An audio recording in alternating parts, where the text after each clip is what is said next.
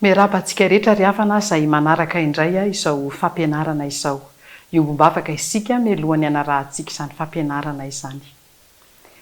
Andriamanitra makasitraka anao indrindra izahay raha nomenao indray ity fotoana ity, ahafahana mandinika ny amin'ny fitaizana sy fanatsarana ny fikarakarana ny zaza izay nakininao mba hiandreketanay rehetra. Dia ny fitarianao fanamasina no ametrahanay. Anay rehetra ray aman-dreny sy mpitaiza manaraka izao fampianarana izao. Ho an'ny zanaka rehetra koa manaraka izao fampianarana izao. Mba hitombonay amin'ny fahendrena sy ny fahalalana ny fahatsarana izay naharianao Andriamanitra anay zanak'olombelona. Amin'ny anaran'i Jesosy. Amen. Andriamanitra, ataona ny zanatsika.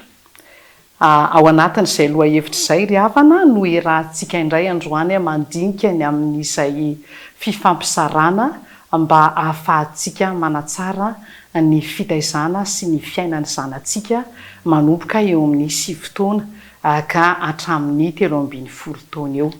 Manomboka zany eo amin'ilay antsointsika hoe fanombohana fiainana ny adolan-tseto. Eny, mety misy miteny eo amin'ny tapany voalohany zany. Fa arakaraky ny toerana misy ny tsirairay sy ny toe-batany tsirairay dia manomboka eo amin'izay taona izay. Dia efa miaina ao anatin'ny adolan-tsaina isika. Ka na ray aman-dreny ianao manaraka ny fampianarana, na zanaka ianao manaraka ny fampianarana, dia ny zavatra raisintsika rehetra ety am-piandohana dia ny hoe tsara ny naharian'Andriamanitra antsika ka izay fiovana rehetra misy eo amintsika na ara-batana na ara-tsaina dia mba hakintsika indrindra amin'ny tompo mba hitondra indrindra fialebiazana sy fivoarana amin'ny ara-panahy. Hafahafa mantsy raha hoe tombony taona dia milatsaka sy miraraka ny fahendrena, fa arakaraky ny tombon'ny taona dia tokony koa zany mba hiatandraka sy hatsara ny fiainana ara-panahy ary dia mba hivelatra eo amin'ny fiainana ara-nofo izany fitondran'ny fivelaran'ny fiainana ara-panahy izany. 9 ka hatramin'ny 13 taona. Na eo amin'ny ankizilahy na eo amin'ny ankizivavy. Eny, andeha ngamba ho ataon'ny pastera hoe na eo amin'ny tovolahy na eo amin'ny tovovavy rehefa 9 taona ka hatramin'ny 13 taona izay dia hitantsika ety ivelany fa mitombo be mihitsy ny ara-batana. Dia na ny akanjo na ny fanaovana ny zavatra rehetra kiraro sy ny toy izany dia vetivety kely dia miova daholo ny pointure rehetra izay hanaovantsika. Dia eo zany tsika koa efa manomboka manam-pifaliana fa efa mba olon-dehibe kely izay dia isy raha azo atao, raha azo lazaina arak'izay. Raha ho an'ny ankizivavy manokana io fotoana io dia misy aza moa ny faritra sasany 9 taona dia efa manomboka tonga fotoana ny ankizivavy. Efa tomombana avokoa ny taovam-pananahana any anaty any.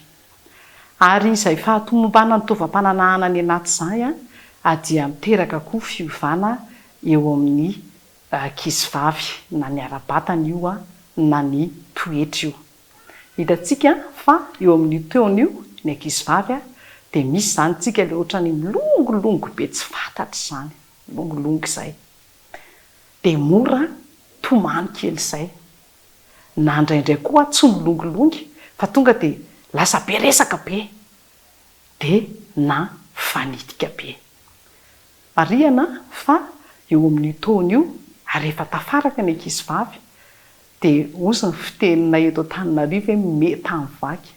Misy ohatrany fietsehana fimehezana izay kikikikikikiki ka natelenao raha hoe mba mangina moramora reto fa ino izao mampikikiki izao, mangina hono kikikikikiki dia mbola vao miahy koa miatora meo ihany. Mba moramora rery reto, moramora hono reto hihihihihi. Ny fiovavana ohatr'izay eo amin'ny toetra dia tsy tokony hanaitra na ho anao zanaka mandalo izay taona izay na ho an'ny ray aman-dreny koa. Iny fimemezana fotsiny tsy izay lohany sy tongony iny na iny filongolongina fotsiny tsy izay lohany sy tongony iny dia azavain'ny mpandiniky ny ara-toetsaina ny psikolojia zany fa fomba anankiray hiatrehana n'ilay fiovana be izay mitranga amin'ilay fitombon'ny vantana tampoka de tampoka. Tsika moa zany tsy nahita hoe isaky ny amin'ny ora fahafiry no mitombo eo ivatantsika io, fa dia mitombo eo izy. Dia anisan'ny fiantraikany hiatrehan'ny ara-tsaina n'izay fitomboana izay ny toetra ohatra miova kely hoe milongolongy amin'ny zavatra tsy fantatra antony, miome amin'ny zavatra tsy fantatra antony.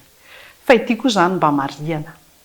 Ny taovam-pananahana moa amintsika vehivavy dia aty amin'ny valana sy ny andilana rehetra aty. Zafantatra tsy dia fiteneny amin'ny faritra sasany moa ilay valana, fa aty amin'ny andilana rehetra aty dia tsy maintsy mivelatra daholo rehefa izay ilay hoe mivelatra izay taovam-pananahana ao anaty ao. Ka lasa hetsika tonga ho azy eo amin'ny ankizivavy eo amin'ny taona sifika hatramin'ny 13 taona io zany hoe isaky ny mandeha dia ohatra mitsatotsatoka be izay. Mitsatotsatoka zany satria mivelatra koa ny taolana eo amin'iny andilany iny. Ka isika rehetra zany izay mahita tovovavy amin'ny taona io ny antsika ray aman-dreny, aza avy hatrany dia tonga dia tesitra hoe za maninona ny jadojadonandry ohatran'iny. Fa le mijadojadona tsy voatery hoe fanahiniana na hoe tsy fankatoavana sy tsy fanajana, fa tena tsy maintsy fihetsika tonga ho azy hampivelatra ny andilana sy ny amin'ny andovany rehetra iny.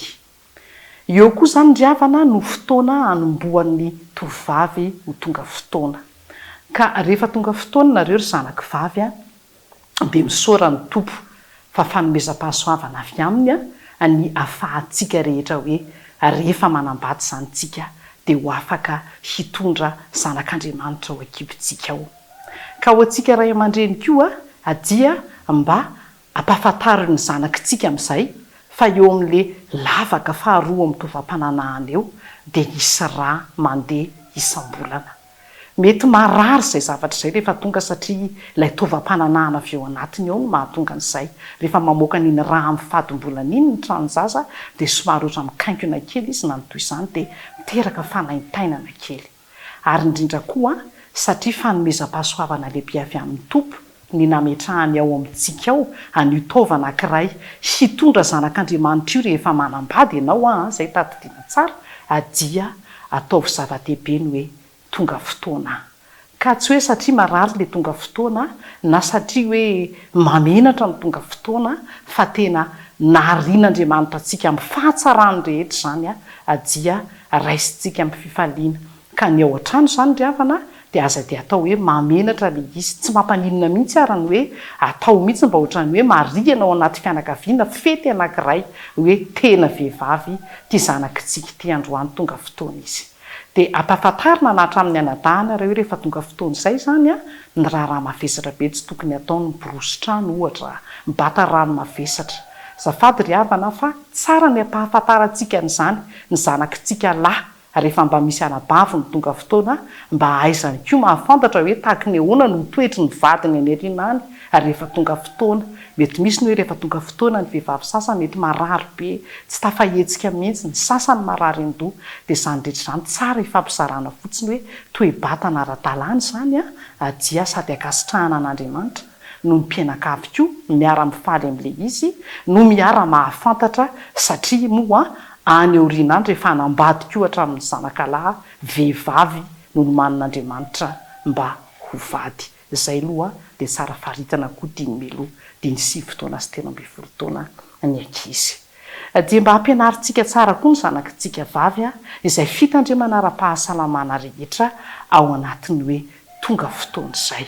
Na hatramin'ny hoe fampiasana ny serviety zany raha ohatra ka hoe lamba no ampiasaina ny fanasana anazy, ny fipasohana anazy, ny fitandremana rehetra amin'izany. Ary indrindra koa fa pahatserovana azy fa zanak'Andriamanitra isika ka raisina ho fanajana an'Andriamanitra na nomezany taovam-pananahana ny fahatongavany fotoana ilazana aminao fa aorian'ny mpianakaviana ianao, aoriana ny fanambadiana. Saingy tsy haivina mandrakariva fa io lavaka ahatongavany fotoana io dia tsy miasa ho amin'ny firaisan'ny lasa ny vavy raha tsy amin'ny vadinao ihany aorian'ny fanambadiana. Dia misy koa ny fivana hafa akoatrany hoe fandeha mijadojadona, maniry ny nono de maniry ny nono maniry indraindray de tena misy fanaintainana be. Ary satria nono maniry io misy fanaintainana de misy koa zany fiovana hormone moa filaza azy amin'ny teny siantifika, de rehefa miova zany ny hormone dia tsy maintsy velabelarina ny tratra satria manaintaina indraindray marary ny nono maniry.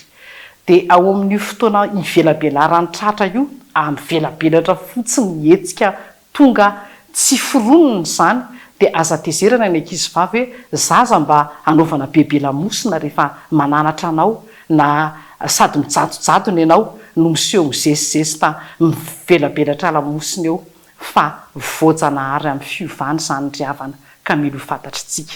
Ary antsika ankizy vavy koa na de miova aza ny vatana, indraindray mety ohatrany hoe manaintaina tsy fantatra zany, dia miezaka tsika fa zanak'Andriamanitra tsy milongolongy fa miezaka ny mitsiky hatrany.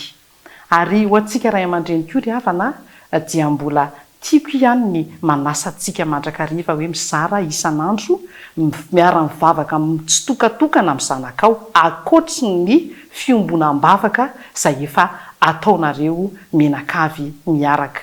Fa ny fiarahana mitsitokatokana mivavaka amin'ny ankizy no fotoana anankiray ivelaran'ny fifandraisanareo amin'ny serasera rehetra, antaninao izay mba hoe inona ny itondrananao am-bavaka, ilazanao aminy koa hoe zamba eto am-bavaka ny asako. Ary indrindraindrindra koa ry havana hiarovanareo azy mba tsy ho reraka ara-pihetsepo na reraka indrindraindrindra koa eo amin'ny lafiny maro ara-batana. Eo amin'ny ankizy lahy koa dia tsy maintsy misy eo amin'ny taona io ny fiovany eo amin'ny ara-batana, miamitombo izy, mety ho vaky feo izy eo aoriana kely ao. Ary indrindra koa eo amin'ny ara-pananahana dia tsara ny mba hazavaintsika aminy hoe isaky ny maraina rehefa mifoha izy dia mienjana ny tovam-pananahany ary mety misy tsy ranoka mandeha. Tsara ny mampafantatra azy amin'izany hoe fivoarana eo amin'ny ara-batana izany. Ary ampiana koa hoe satria zany efa miamitombo miaho lehilahy lehibe dia mba hitombo koa amin'ny fivoarana ara-panahy.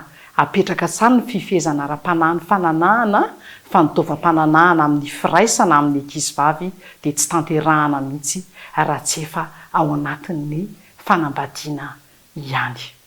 Fa eo amin'ny lafiny fifandraisana amin'ny fiarahamonina, eto amin'ity taona sivika hatramin'ny 12 taona ity ry havana ny zanakitsika dia tena mitady olona izay heveriny matanjaka mba ho atao modely. Asa ohatra hoe matanjaka ara-batana izay na matanjaka araka ny lazy izay, na mety ohatrany hoe matanjaka amin'ny maha-artista, asa ohatra hoe reny stara malaza mpihira reny, na koa reny le hoe bokonbe mpanao filma mahafinaritra reny ohatra, na tsy voatery hoe bokonbe fa mety ohatra nga hoe filmany Eritsiky Norisy, Rambo, izay mba mahafinaritra azy rehetra eny. Ary reny olona tiany alay tahaka reny dia matetika reny no alainy ny sariny apetapetany eo amin'ny efitranony eo na apetany eny anaty kahiny ihany. Taona filana modely ny zaza eo. Ary tsy ianao ohatrany intsony dia modely ampy azy fotsiny, fa le any ivelany izay efa mba renina amin'ny televizion io na amin'ny resaka rehetra ny ampianarana any. Eto izy ry havana no avereno amin'ny indray fa ny tena matanjaka indrindra ary ny tena malaza indrindra ary tokony ho alainy tahaka dia Jesosy Kristy irery ihany. Manahafa any Kristy ianareo. Dia ny fomba tsotra hoe tsika manantanteraka amin'ny fampitanana izany dia amin'ny fampianarana am-bava, ohatra izao iresahako izao, fa indrindra koa ohatra hoe manao t-shirt dia asiana an'ireny soratra ohatra hoe miasa eo amin'ny fiainako Andriamanitra, tarika Andriamanitra, any Jesosy efa betsaka ireny ankehitriny dia ireny zany tena paherezako mihitsy atsika ray aman-dreny hoe azakivy mihitsy tsika akanjo na t-shirt misy tenin'Andriamanitra omenany ankizy, na ny kitapo entiny hatramin'ny fitaovam-pianarana, maherezintsika sekoly alady ry havana ohatra mamokatra règle misy tenin'Andriamanitra, stylo misy tenin'Andriamanitra, fa mitaizany ankizy ireny ary manampy azy mba hametraka ho hany modely ilay tompony hery sy ny fahefana rehetra izay tokony hankinany rahateo dia Jesosy Kristy izany. dia ny fampahirizana sy ny fitariana avy amin'ny fanahy masina ry havana ho amintsika ray aman-dreny mba hananantsika hery hiatrehana amin'ny fifaliana ny fiovaovana rehetra atao anatin'ity fotoanany sifika hatramin'ny 12 taona ity. Ny ara-batana indrindra no ndresahantsika teo sy ny filana modely ao anatin'ny fiarahamonina. Mety ho hafahafa ihany ilay fomba fiatrehana ny fiovaovana amin'ny ara-batana, nefa kosa ry havana dia mampahery antsika hoe na ho antsika zaza mitombo na ho antsika ray aman-dreny mifanolora tanana mba hialehibe ara-dalàna araka ny sitrapon'Andriamanitra ary tsarovy ambonin'ny zavatra rehetra. Fa Andriamanitra no ray aman-drenitsika, dia izy raha teo kory ray aman-dreny no antokana mampahery sy manolontsaina anao, ary izy kory zanaka rehetra no antokana maharo sy mitarika ary manazava ny lalanao rehetra. Ho amintsika rehetra ny fiadanana. Amen.